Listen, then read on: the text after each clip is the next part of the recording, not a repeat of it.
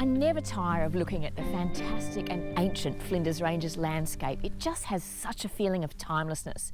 But there are things around here that do change, and I'd like to share with you the story of another local landmark that's constantly evolving. Rawnsley Park Station has drawn us back time and again to the foot of Wilpena Pound. There's always something going on here, and manager Kim Goy explains how the owners have kept up with the times.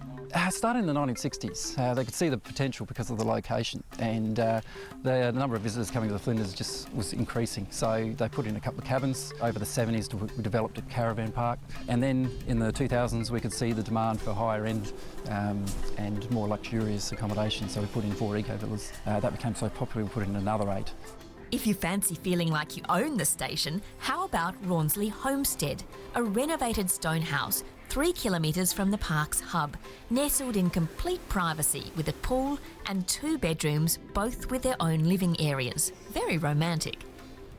The latest development is an upgrade of the 28 cabins, giving families and groups 3.5-star luxury, but still keeping that close connection with the great outdoors. The 1 to 3 bedroom cabins are the perfect place to stay if you want to explore but still like to spoil yourself just a little bit at the end of the day. From here you can take a self-drive or guided 4-wheel drive tour, or put your boots on and take a hike. Veteran walking guide Kim Tilbrook operates tailor-made 3- and 5-day hikes using Rawnsley Park as a base.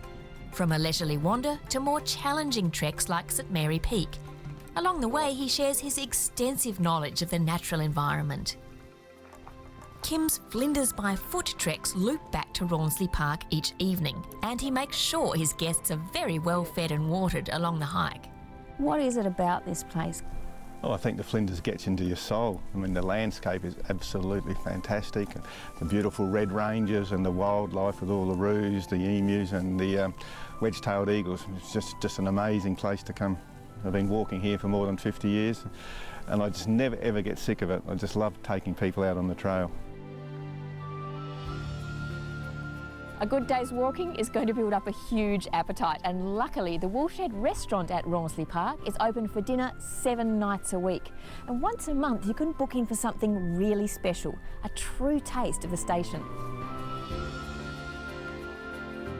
20 guests are gathering from far and wide in a private room at the back of the old shed, anticipating an evening of fine dining that couldn't be further removed from campfire cuisine.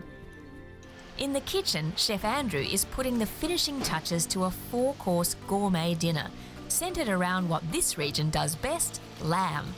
You get to have raw meat, raw lamb, which is lamb tartare. You get to have your lamb cutlet, which is crusted with ravioli.